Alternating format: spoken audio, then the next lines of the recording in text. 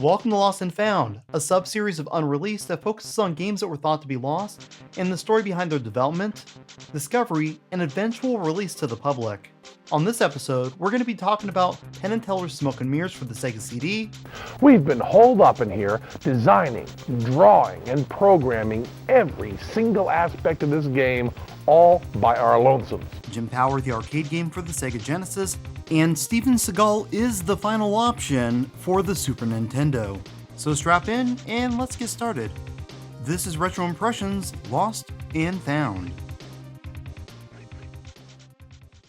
With the launch of home-based CD consoles came a number of experimental games designed to test and push the new standard in unique ways. One such game was Penn Teller's Smoke and Mirrors. The game was designed by Penn Teller along with some friends with the express intention of designing a number of minigames around something you might see in the rack.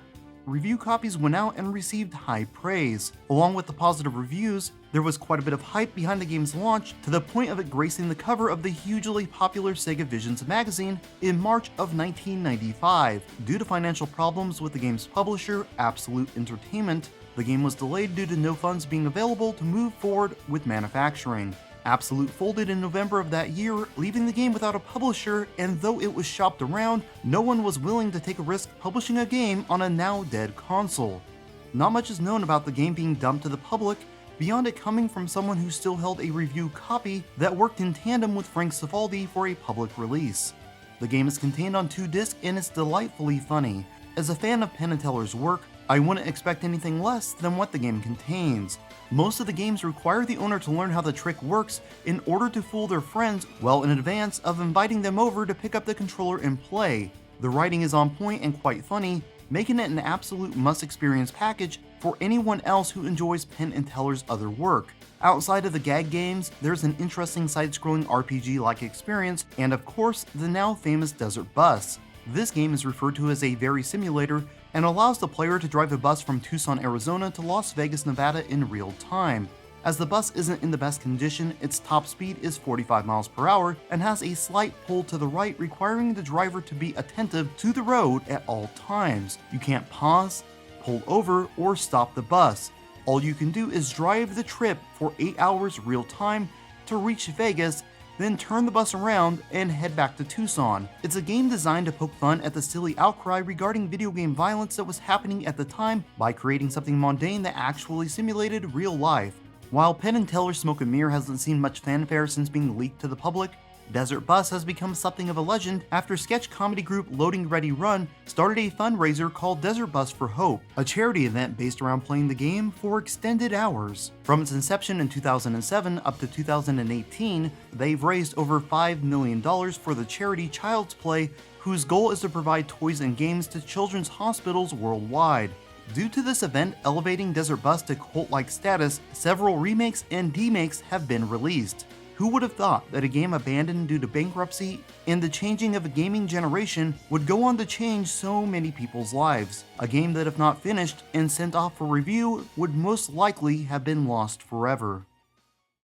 When you think about action stars in the 80s, Steven Seagal is one oddity that seemed to make a huge impact on pop culture without ever having a breakout movie or show. A popularity that was fueled in part by his deep background in martial arts, giving validity to the action presented on screen in a similar fashion to Chuck Norris, Bruce Lee, and later Jet Li.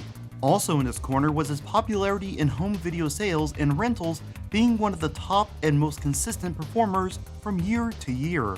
Tech Magic took note and contracted with Seagal to use his name and likeness to develop a game with an original story. The same motion capture equipment used for games like Mortal Kombat was put to work as real footage of real actors was shot in a Santa Monica studio for use in the game. Steven Seagal was involved in the process, contributing to the plot and having final approval over the end product. Even with that, Seagal never made an appearance at the Santa Monica studio, and instead, all of his motion capture was done by a stand-in named Greg Golshaw, who was and still remains a woman's self-defense teacher.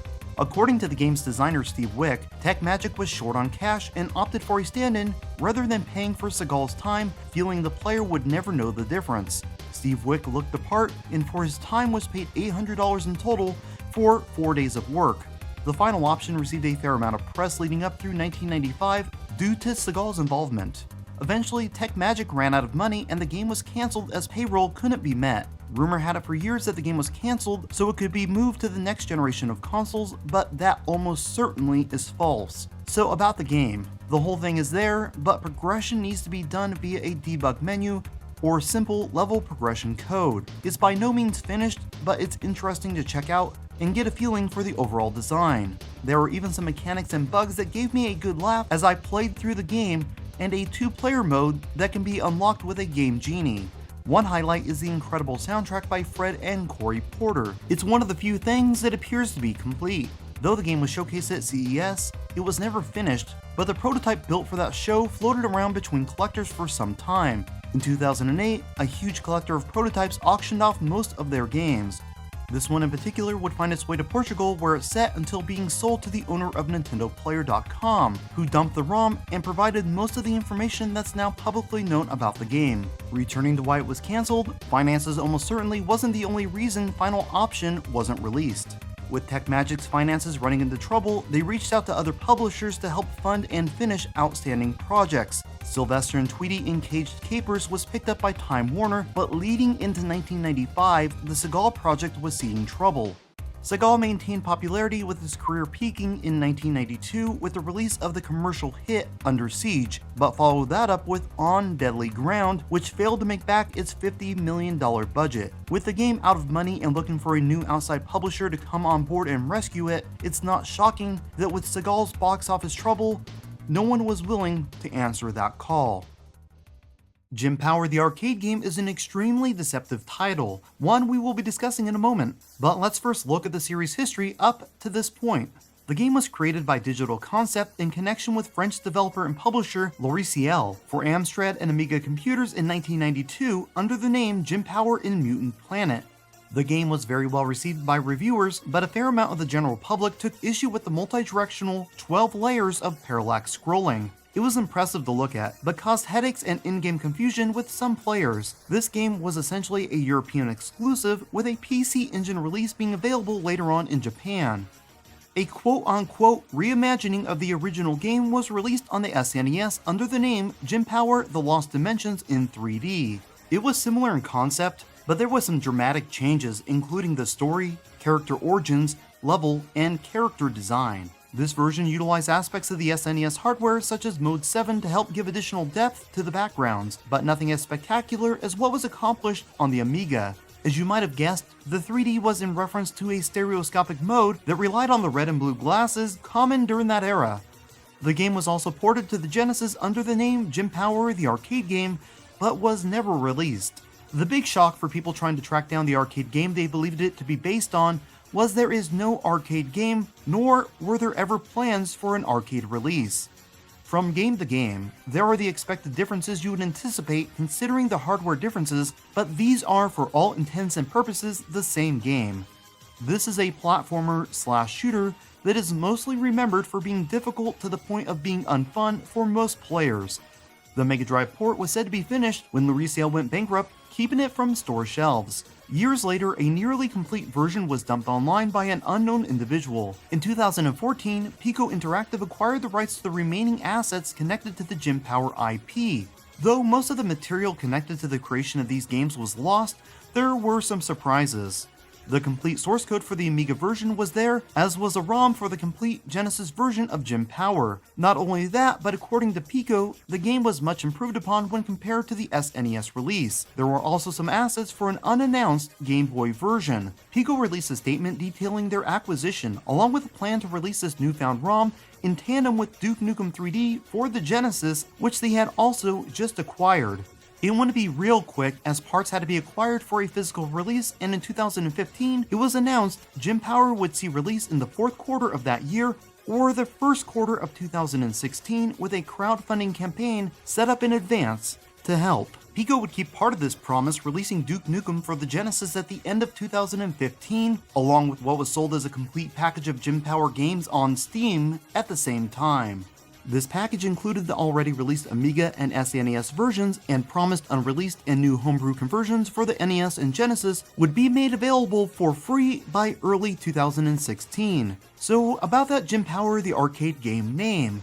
The game was originally created and, as far as I can tell, finished as Buck Rogers the arcade game, but the license was pulled at the last minute for unknown reasons, requiring L'Oreal to modify it into something else. Because the same team behind Jim Power and Mutant Planet had been developing the Buck Rogers game, and it heavily borrowed ideas from the original Jim Powers release, work started to convert Buck Rogers the arcade game to something Jim Powers related, and that is the game that eventually saw release on the SNES. In 2014, a ROM for the original Buck Rogers game on the SNES was dumped, giving the first look at the previously unknown game and more insight into why the SNES Jim Power game seemed so far removed from the original IP. While the PC release happened as planned, the rest of what Pico promised saw delay after delay.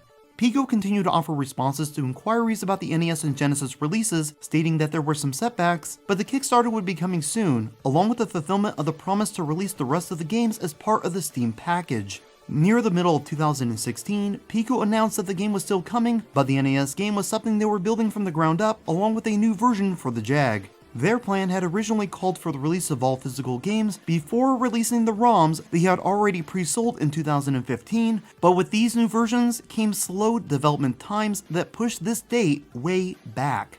As far as updates go, Pico hasn't given one since June of 2017, when a group of upset PC owners called out Pico for abandoning the product, not delivering the games sold in the package, and the lack of transparency or proper updates.